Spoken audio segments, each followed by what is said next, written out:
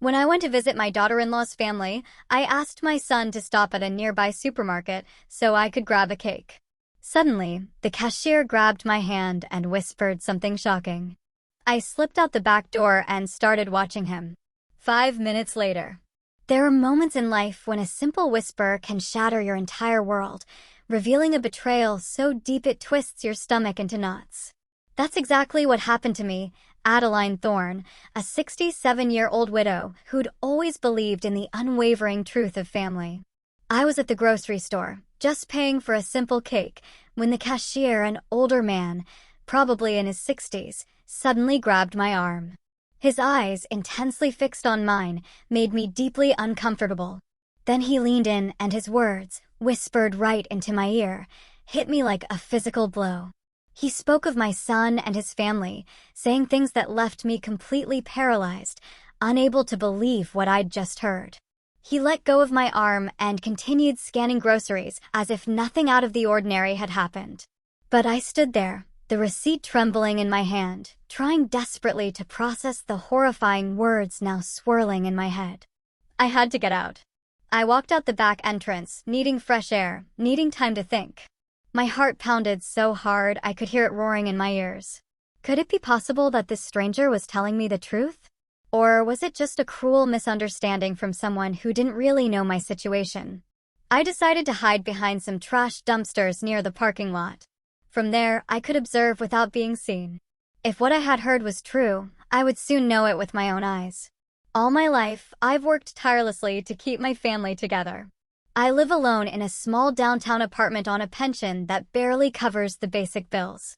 Every single month, I count those dollars multiple times before deciding what to spend them on, always prioritizing the needs of others before my own.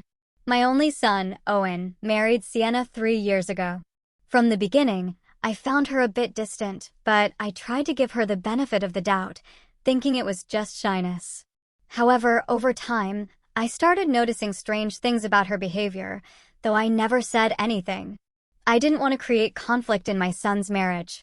Sienna's family had always been incredibly cordial with me, especially her father, Leonard. But there was something in their eyes that never quite sat right. They were always talking about how difficult their financial situation was, how much they struggled to make ends meet. And without hesitation, I would try to help them whenever I could. From my hiding spot, I had a perfect view of the grocery store's main entrance.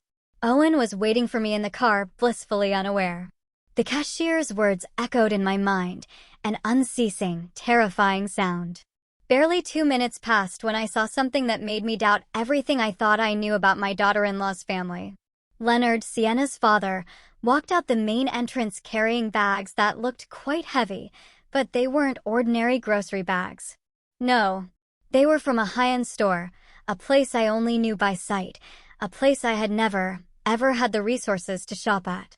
The store's name shimmered in gold on the sleek black bags he carried with a casual ease, as if it were a perfectly normal thing for him. My heart began to beat even faster. Leonard walked to a car parked just a few feet from where I was hiding. It wasn't the old, worn-out car they always complained about when asking for help. It was a brand new, gleaming vehicle, a light color that shone brilliantly under the afternoon sun. The tires looked brand new, the paint didn't have a single scratch. I watched him open the trunk and carefully place the expensive bags inside, like someone protecting something incredibly valuable. Then he took out his phone and started talking. Although I couldn't hear the conversation, his body language was so relaxed, so carefree, the posture of a person with no urgent financial worries. At that moment, I remembered all the times Sienna had called Owen asking for help. It was always the same story. They couldn't pay the rent, they needed help with Leonard's medical expenses, they couldn't afford enough food for the week. And my son, with his kind heart, always found a way to send them something. But what I was seeing with my own eyes didn't match those stories of desperate need at all. The expensive bags, the new car, Leonard's relaxed demeanor, everything seemed to completely contradict the version they had been telling us for months. A cold sensation spread through my body, like when you sense that something very bad is about to happen. The cashier's words were starting to make terrifying sense, though I still resisted believing them completely. Could it be possible that my daughter-in-law's family had been lying to us this whole time? Leonard ended his call and headed back towards the grocery store entrance. He seemed to be looking for something or someone. His eyes scanned the parking lot carefully, as if to make sure no one had seen him. That cautious attitude seemed incredibly suspicious to me. I decided to stay hidden a little longer. My gut told me there was more to discover, and after what I had seen, I couldn't simply ignore the situation. I needed to be completely sure before I talked to Owen about this. As I remained hidden, my mind raced back to that morning, remembering how I had gotten to this point. I had woken up with a mix of excitement and nervousness. It had been months since I'd visited Sienna's family, and I wanted to make a good impression by bringing something special. I went in my small kitchen and opened the jar where I kept my savings. Counting those coins had become a painful but necessary ritual. I separated the wrinkled bills and coins I had been saving for weeks, sacrificing small pleasures like a coffee at the bakery or a magazine at the newsstand. I had exactly $43. It wasn't much, but I had decided to use 20% of it to buy a decent cake at the neighborhood bakery. The rest I needed for my expenses the next week, mainly my medications and some basic groceries. I showered with care and chose my best dress, the one I saved for special occasions. It was a simple but clean dress that made me feel presentable. I styled my hair, trying to hide the gray strands that were more noticeable every day, and put on the fake pearl earrings my late mother had given me so many years ago. Before leaving, I looked at my reflection in the bathroom mirror. I saw a 67-year-old woman who had worked her whole life, who had raised her son alone after being widowed, and who was now trying desperately to keep a family together that seemed to value money more than feelings. Owen arrived to pick me up exactly on time. My son had always been punctual, a quality I admired in him. When I got in his car, I noticed he seemed a little tense, but I thought maybe it was nervousness about the family visit. During the ride, we talked about unimportant things. He told me about his office job, about some minor problems he'd had with his boss, but he avoided talking about Sienna or her family. That seemed strange to me because he normally kept me informed about how things were going in his marriage. When we arrived at the area where Sienna's family lived, I asked him to stop at the grocery store. I wanted to buy a fresh cake to go with lunch. Owen offered to go in with me, but I told him I preferred to go alone, that I wouldn't be long. The bakery inside the grocery store had several cakes available. I chose a simple vanilla cake, nothing extravagant, but perfectly presentable. It cost exactly $18, $2 less than I had budgeted, which made me happy because it meant I could buy a small greeting card. It was in the checkout line that everything happened. The cashier, a man who seemed to be my age, served me normally until he saw the name on the credit card I tried to use first. The card was rejected, as I expected, because I knew I didn't have sufficient funds. Then I took out the cash. It was at that moment that the man looked at me more closely, whispered my name, Adeline Thorne, and asked me if I was Owen's mother. When I confirmed that I was, his expression changed completely. He looked worried, almost scared. What he told me after grabbing my arm was something I will never be able to forget. Though at that moment, I refused to believe it. His words were direct and painful. He told me that my daughter-in-law's family came to that grocery store regularly, spending hundreds of dollars on imported products and premium meats. All while, he knew, they were constantly asking my son for money. He explained that he knew the situation because Leonard had mentioned several times, with a certain pride, how my son helped them financially every month.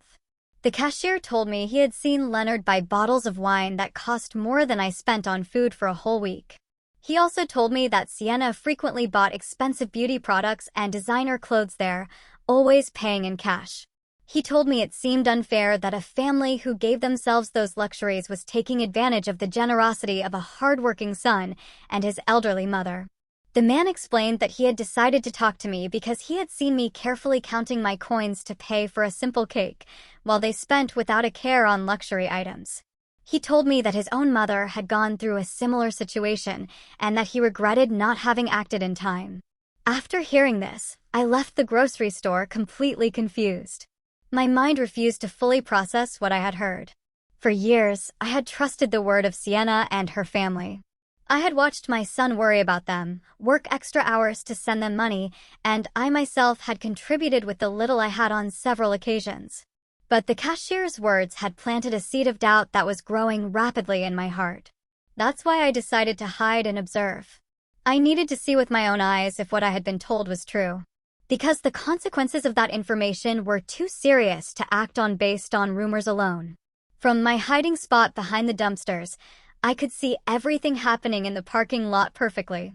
The smell of garbage wasn't pleasant, but it was a small price I was willing to pay to discover the truth about the people I had trusted for so long.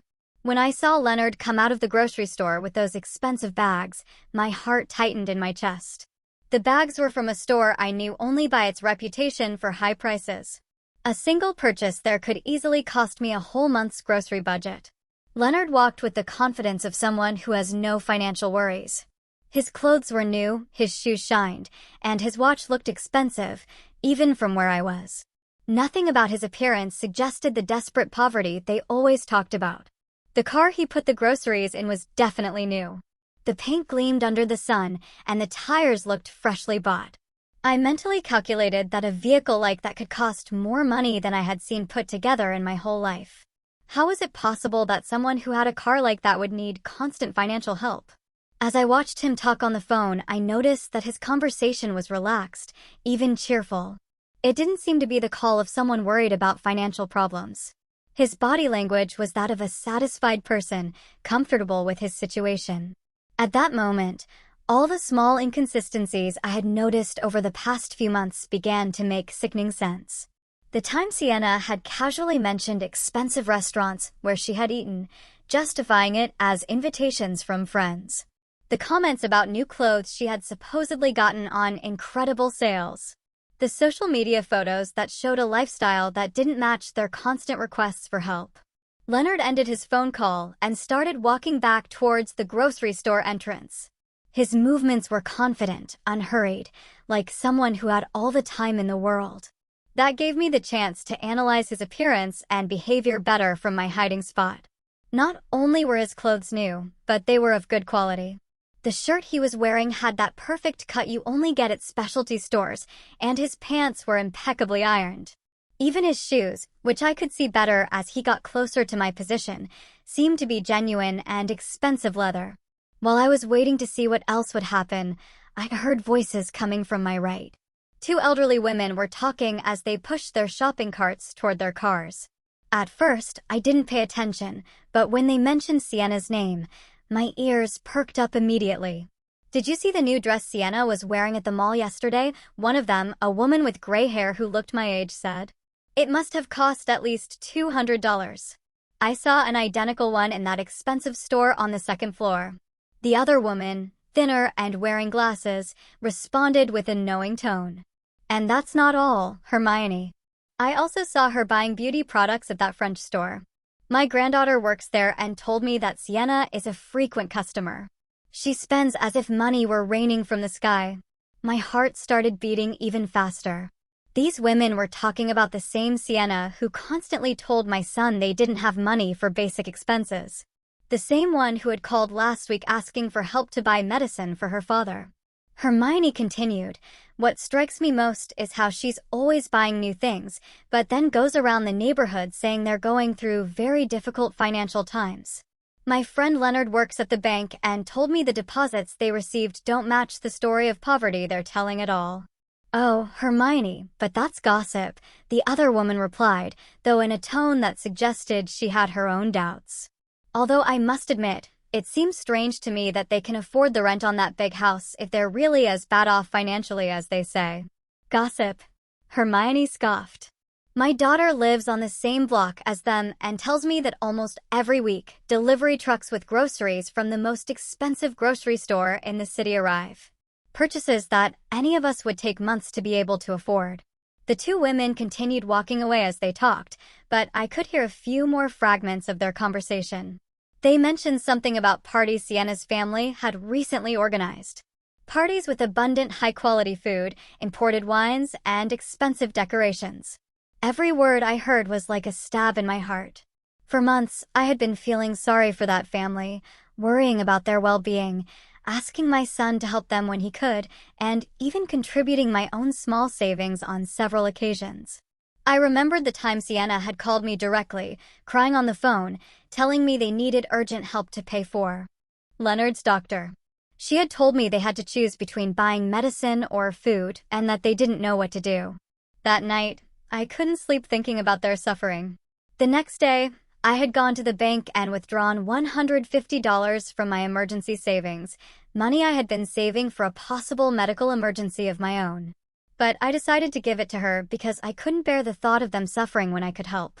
Now, listening to these women talk about that same family's luxurious lifestyle, I felt like the most foolish woman in the world.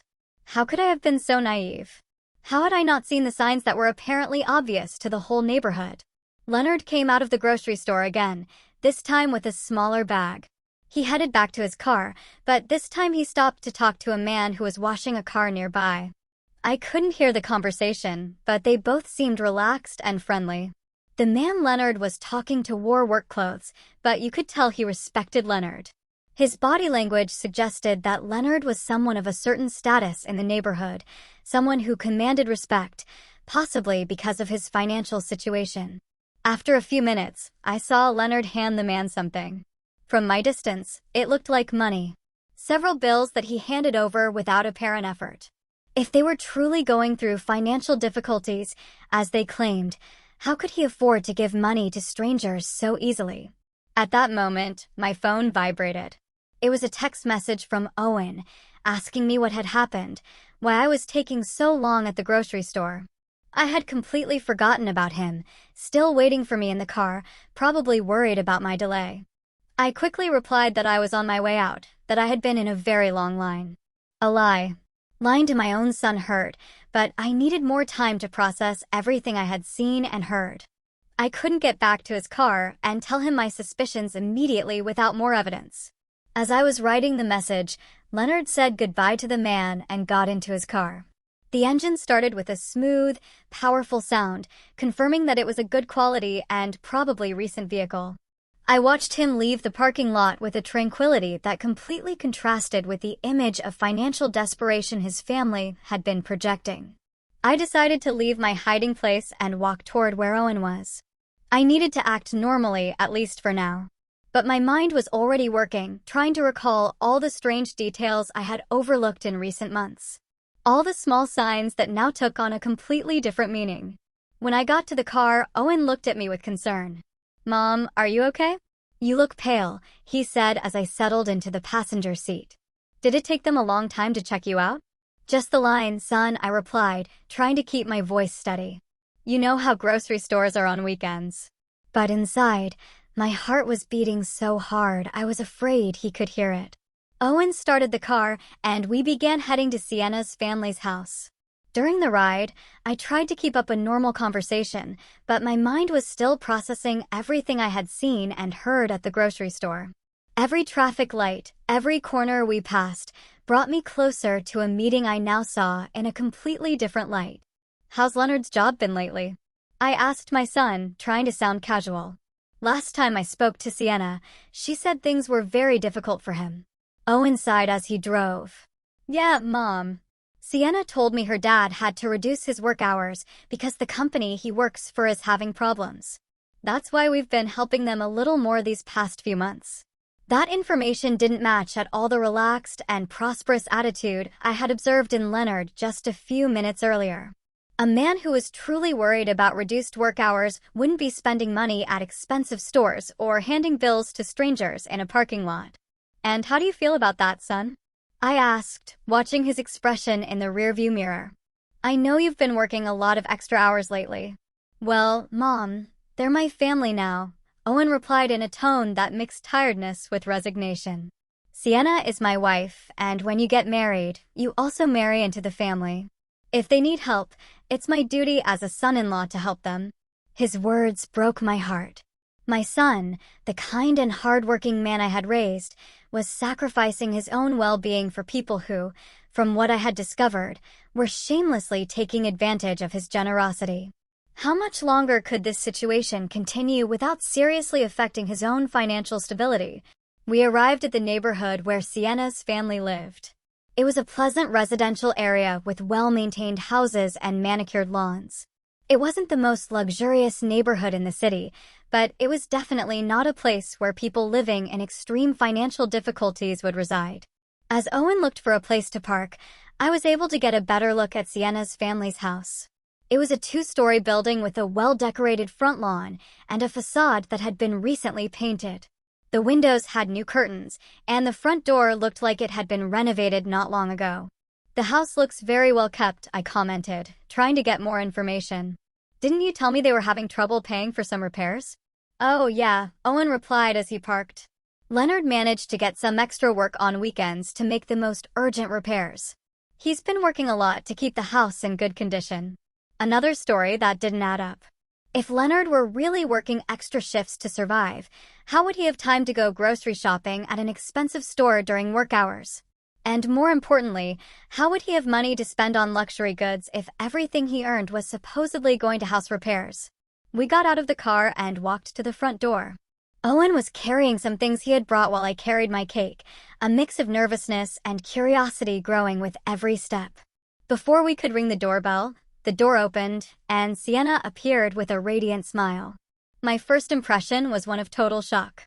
Her appearance was completely transformed from the last time I had seen her just a month ago. She was wearing a dress that was definitely not cheap. The fabric looked to be of excellent quality. The cut was perfect, and the vibrant colors gave her an elegant and sophisticated look. Her shoes were clearly new, with a shine that only freshly bought items have, and her handbag matched the outfit perfectly. But what struck me most was her hair and makeup. She had a professional cut that you only get at expensive salons, with highlights that shimmered in the sunlight. Her makeup was flawless, the kind that requires high-quality products and a lot of time to apply correctly. "Adeline, what a joy to see you," Sienna exclaimed, coming in for a hug. As she embraced me, I could smell her perfume, a costly fragrance I recognized because I had once seen its price at a store, and it seemed equivalent to my 2-week food budget. "Hello, Sienna," I managed to say, trying to hide my surprise. "You look great. That dress is beautiful." "This old dress," she replied with a laugh that seemed a little forced. "I bought it on a clearance sale months ago. You know how it is.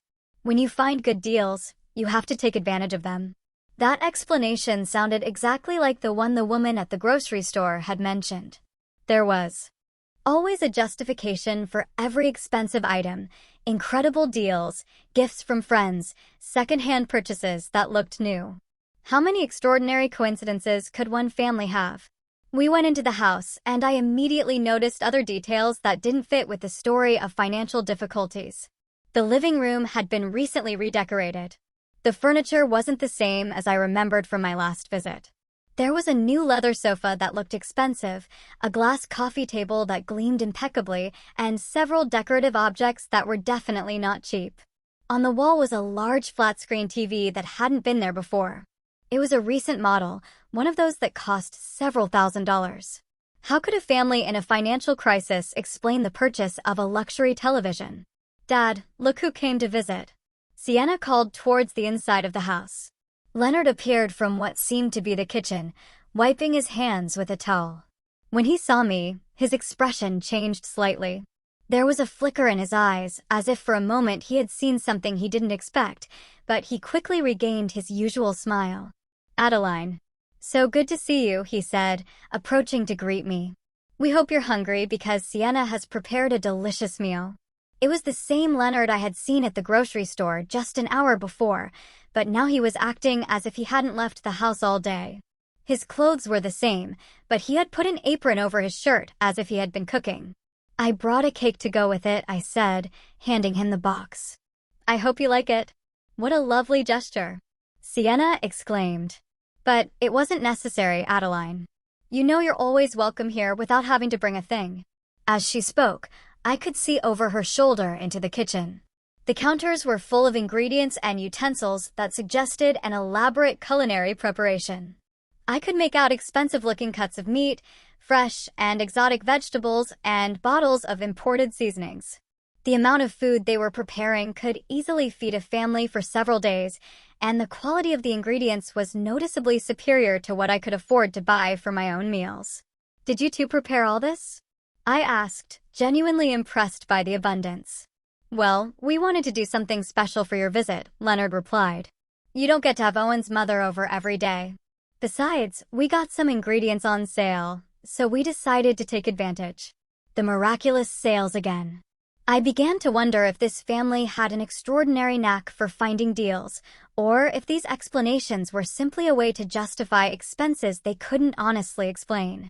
Owen seemed completely oblivious to my observations. He was chatting animatedly with Sienna about his job and his plans for the next week.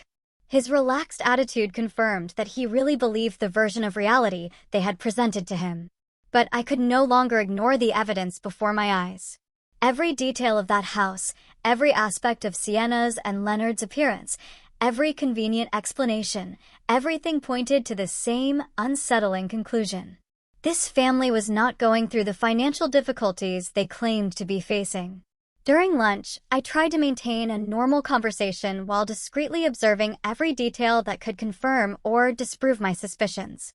The table was set with dinnerware I didn't remember seeing before, plates and glasses that seemed to be of good quality, not the kind of utensils someone worried about every penny would use. The food they served was abundant and varied.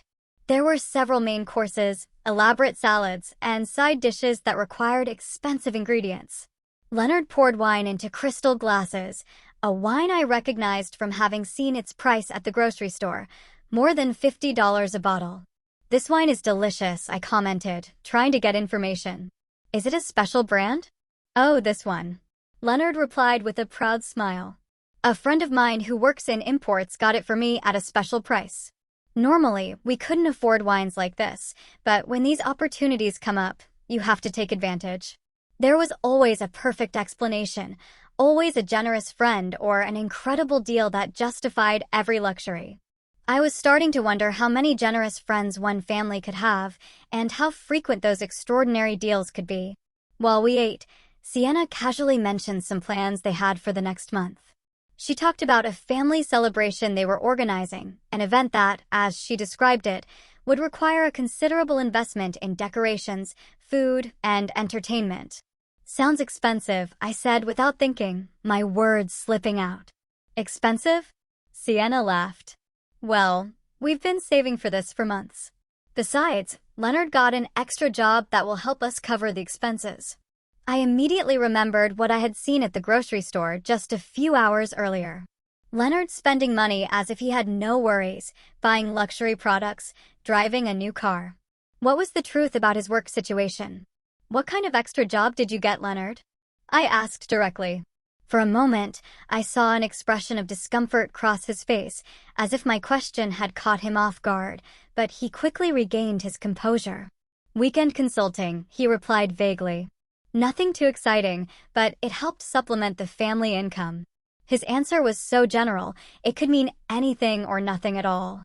A man who was truly doing weekend consulting would probably talk with more specificity about his work, especially when the question came from his son-in-law's mother. During the conversation, I noticed that Sienna's phone was constantly vibrating. Every time she looked at the screen, she smiled in a way that seemed significant to me. At one point, when she thought no one was watching her, she replied to a message, typing quickly with a look of satisfaction on her face. "Everything okay with the phone?" I asked with apparent curiosity. "Oh, just some friends organizing a get-together for next week," she replied quickly, putting her phone away. You know how women are, always planning something. But there was something about her expression that didn't convince me. The way she had smiled while reading the messages suggested that the content was more meaningful than simple social plans. After lunch, Leonard offered to show me some of the improvements they had made to the house. We walked through different rooms, and in each one, I noticed new or renovated elements. The floors had been recently polished, some walls had fresh paint, and several pieces of furniture had been replaced or rearranged. In the master bedroom, I saw something that particularly caught my attention. On top of the dresser were several shopping bags from expensive stores, some still unopened. The price tags I managed to glimpse showed numbers that seemed exorbitant for a family that was supposedly struggling financially. "Sienna went shopping recently?" I asked, gesturing discreetly toward the bags. Leonard replied with a nervous laugh. "She found some incredible clearance sales this week. Sometimes it's better to buy things when they're on sale, even if you don't need them immediately." That logic seemed completely contradictory to me. A family that was truly in financial difficulty would not have the luxury of buying things they didn't need immediately, no matter how good the deals were.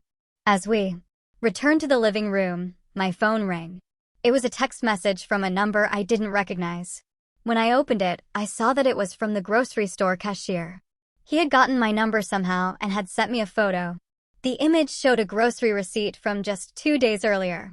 The total was over $400, and the list included premium products, imported meats, fresh seafood, expensive wines, specialty cheeses, and several gourmet items. The name on the receipt was clearly Leonard Williams. Along with the photo was a message: "Mrs. Thorne, I'm sorry to bother you, but I thought you should see this. This receipt is from 2 days ago. Your family needs to know the truth." My heart started beating even faster. The evidence was there in black and white. A $400 purchase of luxury goods, made just 2 days before our visit, by the same man who was supposedly struggling to pay for basic expenses. I quickly put my phone away before anyone noticed my expression of shock. But my mind was already working, connecting all the dots I had been observing over the past few hours. We returned to where Owen and Sienna were, who were still chatting animatedly. My son seemed relaxed and happy, enjoying what he thought was quality time with his in-laws. He had no idea of the theatrical performance he was witnessing. "Are you feeling okay, Mom?" Owen asked me, probably noticing that my expression had changed. "You look a little pale." "Just a little tired," I lied. "I'm not used to such long outings anymore." Sienna immediately offered to make me some tea or get me something to make me feel better. Her apparent concern would have been touching if I hadn't been starting to understand the true nature of her character. For the next hour, I continued to observe and listen, mentally collecting evidence of every inconsistency, every inexplicable luxury, every convenient justification. The list grew constantly: Sienna's new clothes, Leonard's car, the well-maintained house, the abundant food, the expensive wine, the shopping bags, the receipt I had received. But what hurt me the most was the realization that this situation had probably been going on for months, maybe years. How much money had my son sent to this family? How many sacrifices had he made? And how many had I made to help people who didn't actually need help? When we finally said goodbye and left the house, my mind was completely made up. I couldn't let this farce continue. My son deserved to know the truth, however painful it was, and I had a responsibility to protect him from further manipulation. During the drive back home, Owen commented on how nice the visit had been and how well Sienna's family looked. His words were like daggers in my heart because I knew I would soon have to shatter that happy image with a much darker and more disappointing reality. "Yes, they look very well," I replied carefully, choosing my words precisely. Maybe too well for a family that's going through such severe difficulties. The drive back home was one of the most difficult of my life. Every mile we drove took me physically away from the house where I had discovered the truth, but brought me emotionally closer to a decision that would change everything for my family. My mind was a whirlwind of contradictory thoughts, doubts, and a growing sense of indignation that I struggled to keep under control. Owen was driving calmly, occasionally whistling a tune that showed his good mood. For him, we had spent a pleasant afternoon with his in-laws, sharing a delicious meal and strengthening family ties. He had no idea that his mother had been collecting evidence of what seemed to be an elaborate and prolonged scam. "Mom," he said as we waited at a traffic light, "I'm so glad to see you get along so well with Sienna's family. I know you had some reservations about our marriage at first, but I think now you can see what good people they are." His words broke my heart. My son, my only son, was being manipulated by people who had turned the exploitation of his generosity into an art form. How could I tell him that the people in whom he had placed his trust and his money were probably professional liars?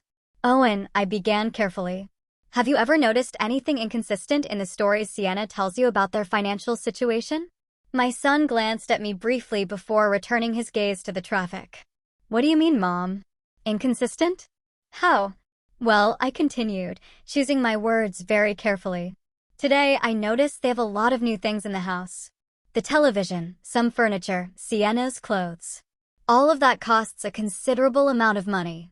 Owen sighed, and I could see that my comment had hit a nerve. Mom, I already explained that Leonard has been getting extra jobs. Besides, Sienna is very good at finding deals and bargains. Not everything that looks new is necessarily expensive. But don't you think it's strange that a family that needs constant help for basic expenses can afford so many luxuries at the same time? I insisted, trying to keep my tone neutral and non-accusatory. They're not luxuries, Mom, Owen replied with a touch of defensiveness in his voice. They're basic needs they've been able to meet thanks to a lot of effort and sacrifice. They bought the TV secondhand. The furniture was a one-time opportunity, and Sienna's clothes are from clearance sales. Each justification my son repeated was exactly the same one I had heard from Leonard and Sienna during lunch.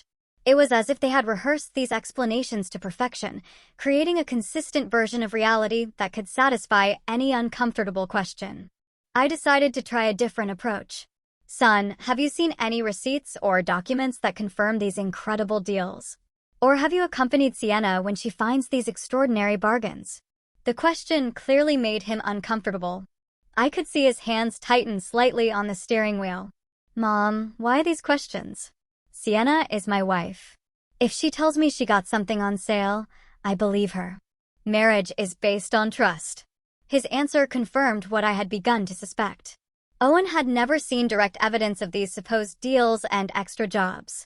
He was blindly believing everything they told him because he trusted the people he loved. Of course, son, I replied softly. Trust is fundamental in marriage, but it's also important to protect yourself from people who might take advantage of that trust. Are you insinuating that Sienna and her family are deceiving me? Owen asked, now clearly annoyed. Mom, that's a very serious accusation. I'm not accusing anyone, I said quickly, realizing I had pushed too hard. I'm just expressing some concerns I have as a mother who loves you and wants to see you happy and prosperous. The rest of the trip passed in intense silence. Owen was clearly processing my conversation, but I could see from his expression that my words had created more resistance than reflection. It was evident that any criticism towards Sienna and her family would be received as a personal attack. When we arrived at my apartment, Owen helped me out of the car, but his goodbye hug was colder than usual. Mom, he said before leaving, I hope you can give Sienna's family a chance. They're good people who are doing the best they can in difficult circumstances. I'll keep that in mind, son, I replied, knowing he would interpret my response as a promise to be more understanding when in reality it was the opposite. That night, alone in my small apartment, I sat in my favorite armchair with a cup of tea and tried to organize all the thoughts that had been bombarding my mind for the past few hours.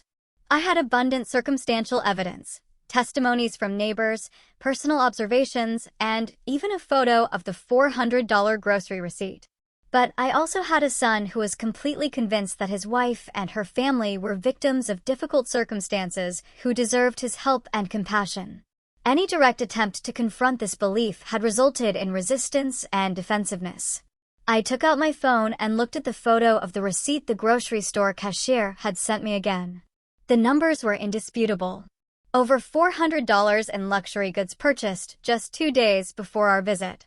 That amount represented more than I spent on food for an entire month. As I looked at that evidence, I remembered all the times Owen had come home, stressed after working extra hours to send money to Sienna's family. I remembered the occasions when I myself had contributed with my few savings, feeling sorry for their supposed desperate situation. The indignation I had been holding back all day finally began to emerge with force. It wasn't just the money that bothered me, though that was significant. It was the emotional manipulation, the systematic exploitation of my son's good feelings, and the calculated way they had built a web of lies to sustain their lifestyle at our family's expense. It also pained me deeply to realize that they had probably been laughing at us behind our backs. Every time we sent money, Every time we worried about their well-being, every time we made sacrifices to help them, they probably saw it as evidence of our naivety and ease of being manipulated. But what tortured me most was the question of what to do with this information. I had the evidence. I had the observations. I had the documented inconsistencies. But I also had a son who would refuse to believe anything negative about his wife without absolutely irrefutable proof. If I acted too quickly or too confrontationally, I ran the risk of alienating Owen and pushing him more towards Sienna. But if I didn't act soon, the manipulation would continue, possibly getting worse over time, and my son would continue to be exploited financially and emotionally. I decided I needed more evidence.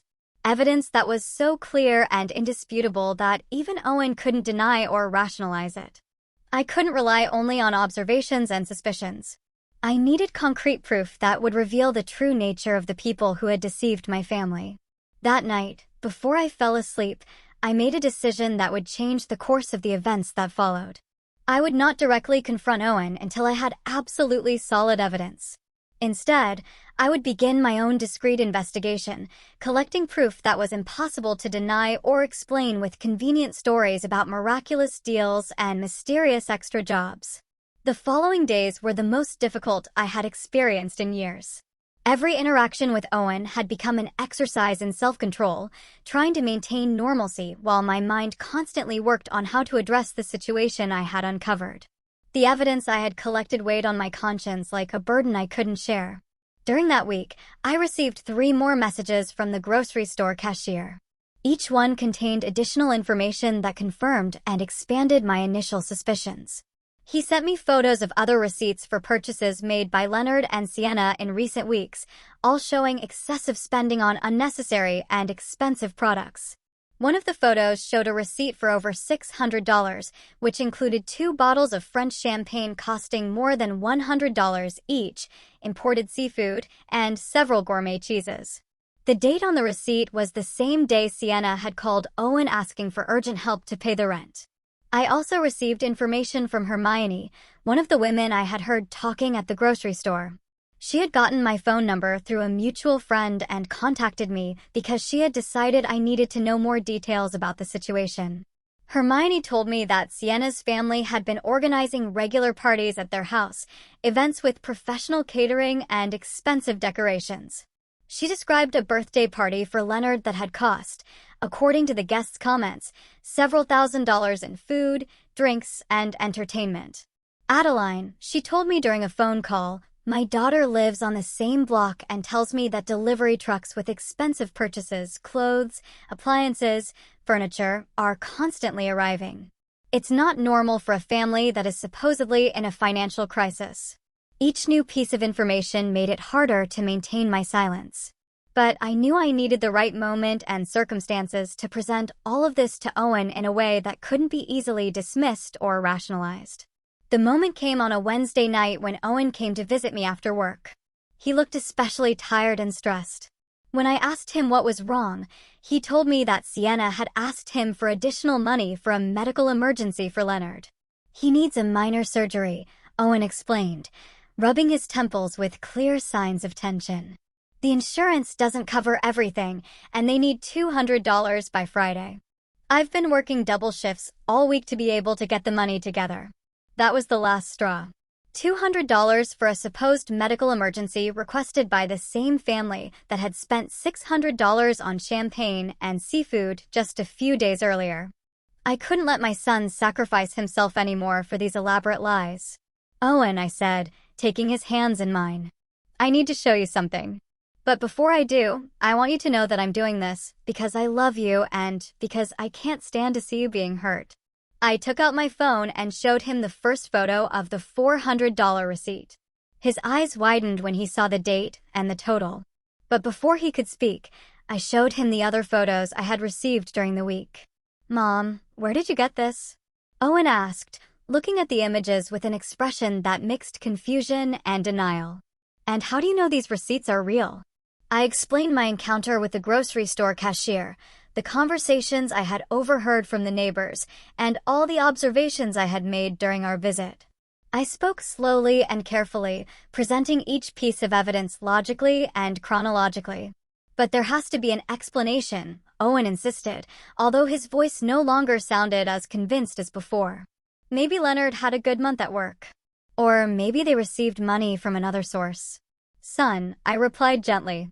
These luxury purchases were made on the same days that Sienna called you asking for help with basic expenses. Doesn't that seem like too much of a coincidence?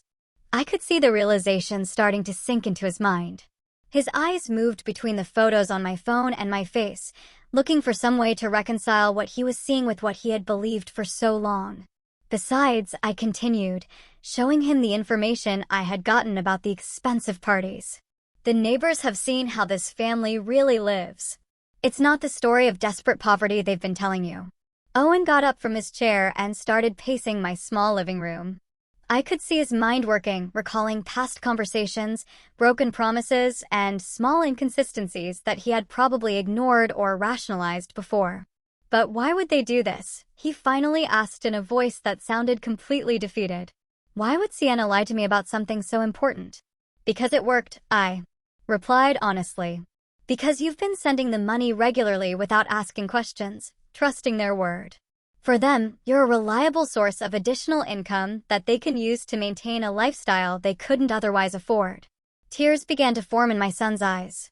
Seeing his pain broke my heart, but I knew it was necessary to free him from this destructive manipulation.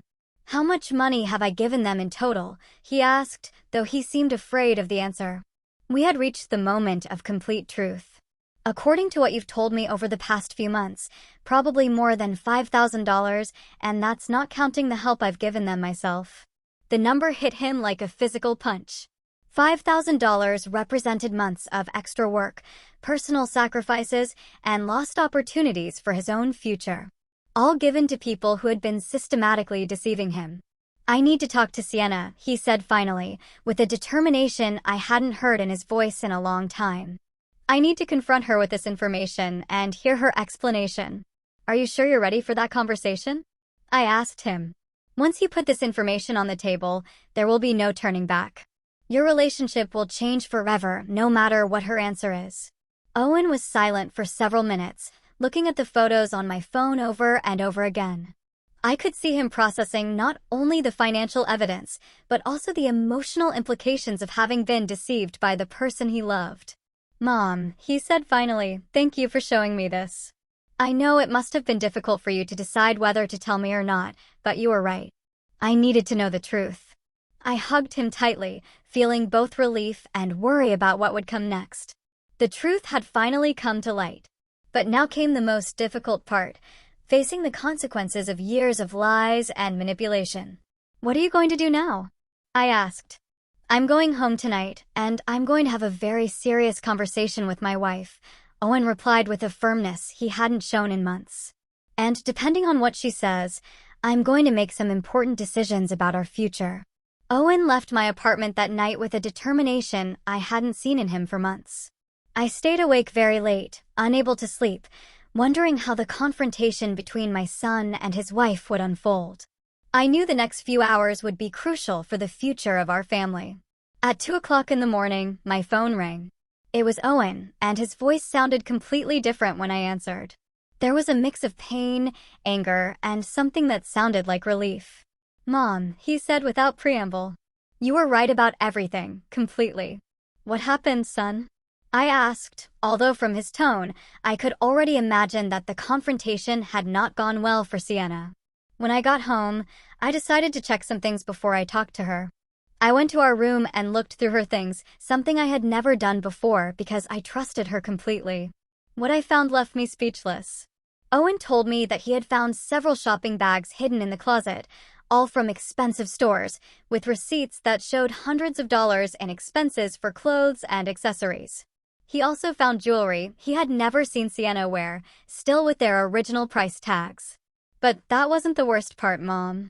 In her purse, I found a notebook where she had written down all the money she's asked me for over the past 2 years. Every lie, every emergency, every invented story is documented there, as if it were a job. My heart sank when I heard this. The situation was even worse than I had imagined.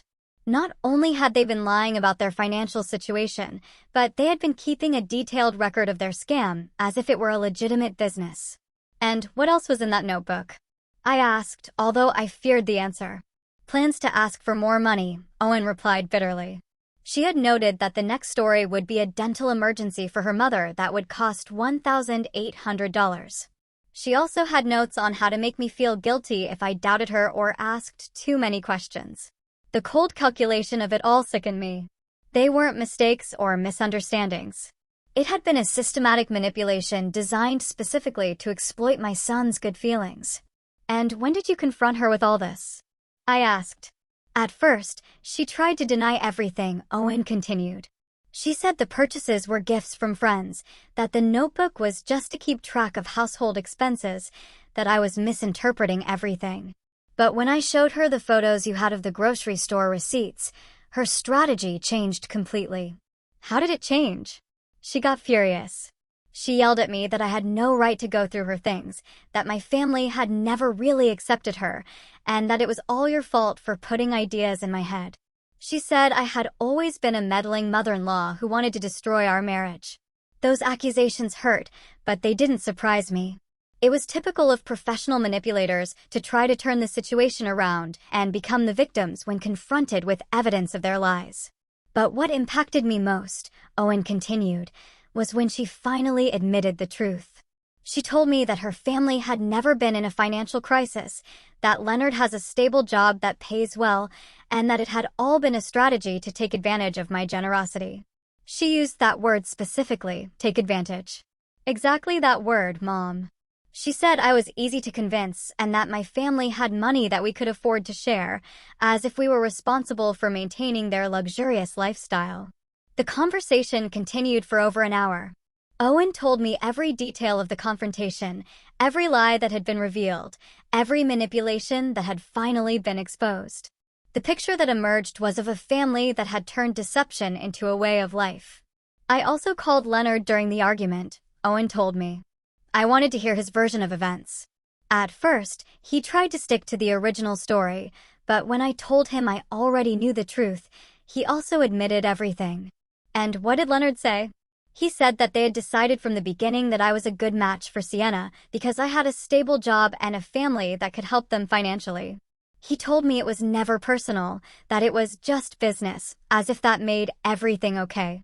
The coldness of that admission left me speechless.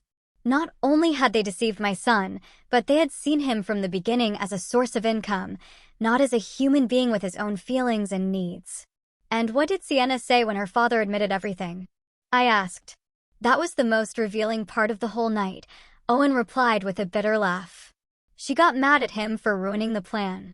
She wasn't angry because the lies had hurt our marriage, but because her father had confessed and ruined her ability to continue deceiving me. For the next hour, Owen told me how he had discovered more details about the extent of the lies. The supposed medical emergencies had never existed. Leonard's work problems were completely fabricated. Even the incredible deals that explained all their luxuries had a simpler explanation. They simply bought what they wanted with the money my son sent them regularly. What hurts me the most, Mom, he told me toward the end of our conversation, isn't just the money I lost. It's realizing that for 2 years of marriage, I never really knew the woman I married. Everything was an act designed to keep me giving them money. And what are you going to do now, son? I asked him, although from his tone, I already suspected what his answer would be. I've already told Sienna that our marriage is over tonight. There's no way to rebuild trust after such a systematic and calculated betrayal. Tomorrow, I'm going to start the divorce proceedings. Although I knew it was the right decision, my heart ached for my son. No one deserves to discover that the person they love has been so elaborately deceiving them for so long. I also made it very clear that they won't get another cent from our family, Owen continued.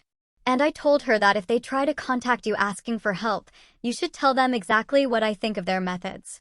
Of course, son, I assured him. That family will never again receive help from us. Mom, Owen said before hanging up. Thank you for having the courage to show me the truth. I know it must have been difficult for you to decide whether to tell me or not, especially knowing it would probably destroy my marriage, but you saved me from years more of being used and manipulated. After hanging up the phone, I sat in the darkness of my apartment, processing everything that had happened. The truth had finally come to light, but it had come at a very high cost for my son. His marriage had ended, his trust had been betrayed, and he would have to rebuild his life from scratch. But I also knew that in the long run, the truth would have freed him from a situation that would only have gotten worse over time. Sienna and her family would never have stopped asking for money. They would never have voluntarily confessed their lies, and they probably would have escalated their manipulations until they had completely drained my son's resources. The months that followed that revealing night were a process of healing and rebuilding for our entire family. Owen temporarily moved into a small apartment near his job while he processed the divorce and reorganized his life. I accompanied him every step of the way, offering him the emotional support he needed to overcome the betrayal he had experienced. The divorce process revealed even more details about the magnitude of the deception. Owen's lawyers discovered that Sienna had been hiding significant assets throughout their marriage. She had a secret bank account where she deposited some of the money she received from my son and had been buying valuable items that she then hid to maintain the appearance of financial need. Mom, Owen told me during one of our weekly meals, the lawyer calculated that over our 2 years of marriage, I sent them more than $15,000. $15,000 that I could have used to buy a house, to invest in my future, or to help you when you needed it. The number deeply impacted me. It represented years of my son's honest work sacrificed for people who had seen him only as a source of easy income. But what made me most proud was seeing how Owen had matured through this painful experience. During the legal process, Sienna and her family tried to contact me on several occasions. Leonard called me trying to convince me to intercede with Owen, promising that they would return all the money and never ask for help again. His pleas sounded desperate, but I had already learned to recognize their manipulations. Leonard, I told him during the last call I accepted. You had 2 years to be honest with my son. You chose lies, manipulation, and deceit. Now you have to live with the consequences of those decisions. Sienna also attempted a final effort at manipulation by showing up at my apartment one afternoon unannounced. She was dressed in simple clothes and no makeup, trying to project an image of vulnerability and repentance. But I already knew her techniques too well. Adeline, she said with tears that seemed rehearsed. I know we made mistakes, but I really loved Owen. This all got out of control, but we never wanted to hurt him. Sienna, I replied with a calm that surprised me. Real love doesn't include systematic lies and calculated manipulation. What you did wasn't love. It was exploitation disguised as love. She continued to try various approaches. First, the repentant victim, then the desperate wife. After that, the daughter-in-law who just wanted to mend the family relationship.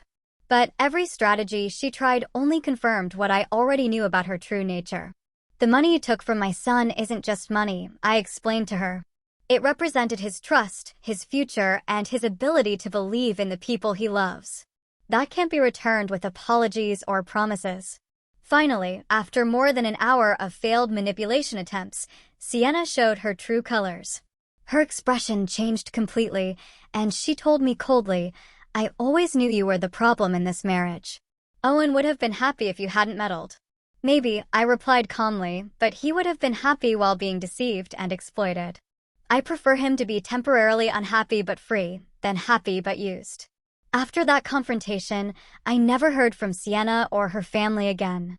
According to Hermione, they moved out of the neighborhood a few weeks later, probably to avoid the embarrassment of everyone knowing the truth about their methods. Owen's recovery process was gradual, but constant. At first, he was angry with himself for having been so trusting.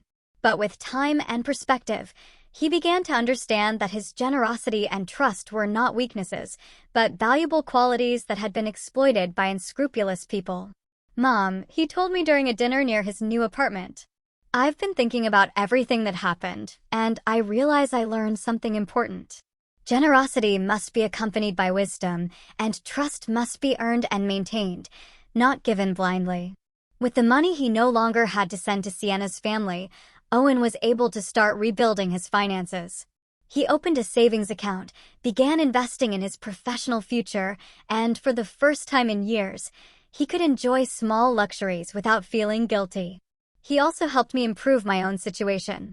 He insisted on giving me money to buy some new appliances I needed and began visiting me more frequently, bringing good quality food that we could share without worrying about the cost.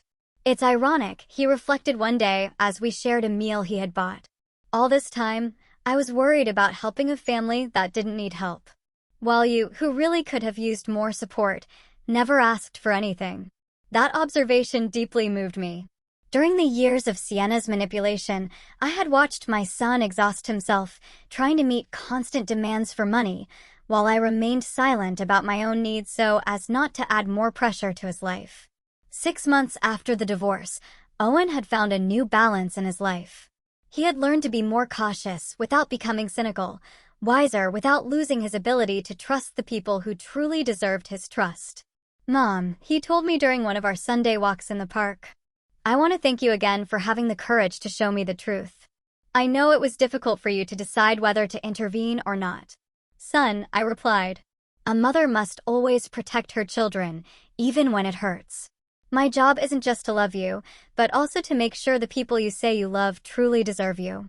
The grocery store cashier, a man named Eli, also became an unexpected but welcome presence in our lives.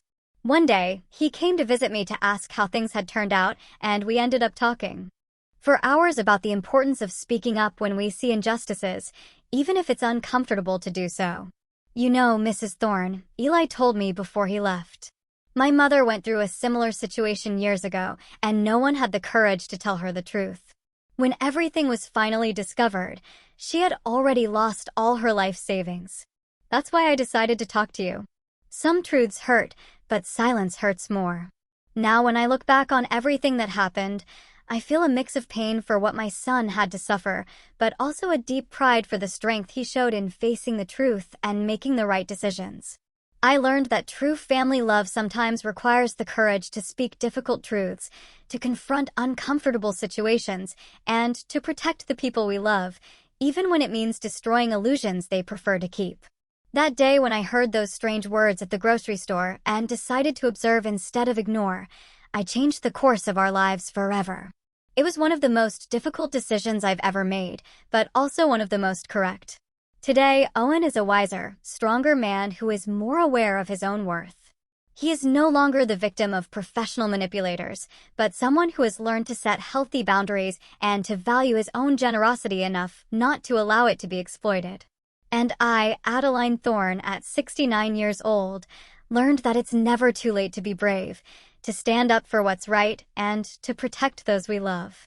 Because in the end, the most powerful justice isn't the one that shouts, but the one that acts with wisdom and protects those we love most. 2 years have passed since that afternoon at the grocery store that changed our lives forever. As I write these lines, sitting in my favorite armchair with a cup of tea that is already getting cold, I can't help but reflect on all the ground we have covered since then. Owen got married again 6 months ago. His new wife, Regina, is a hardworking and honest woman he met at his office. What I like most about her isn't just her transparency in everything she does, but the way she respects the relationship I have with my son. She has never tried to interfere between us or shown the slightest interest in our family finances. The first time Regina came to my house for dinner, she brought the ingredients for us to cook together. "Adeline," she told me as we prepared the vegetables, "I want you to know that I will never ask you or Owen for money. I believe in working for what I need and being honest about what I can afford." Her words moved me to tears, not only for her honesty, but because I realized how traumatized I had been by the experience with Sienna. For months after the divorce, every time we met someone new, I would find myself analyzing their motivations and looking for signs of manipulation. The healing process was not easy for either of us. Owen went through periods of depression where he questioned his judgment in relationships. There were nights when he would call me asking if he could ever fully trust anyone again. "Mom," he would tell me during those late-night calls, "how can I be sure I won't be deceived again? How can I distinguish between someone who truly loves me and someone who only sees opportunity?" Those conversations broke my heart because I saw how Sienna's betrayal had damaged not only his finances, but his fundamental ability to trust people. But I was also proud to see how he was slowly rebuilding his confidence in a more mature and wiser way. During the first year after the divorce, Owen developed what he called his verification system. Before helping anyone financially, he would ask to see documentation, talk to multiple sources, and take time to evaluate the consistency of the stories they told him. At first, I thought he might have become too distrustful, but over time, I realized that he had simply learned to balance his generous nature with a practical wisdom he hadn't had before. He no longer gave money out of emotional impulse, but after a careful and rational evaluation. This new approach served him well.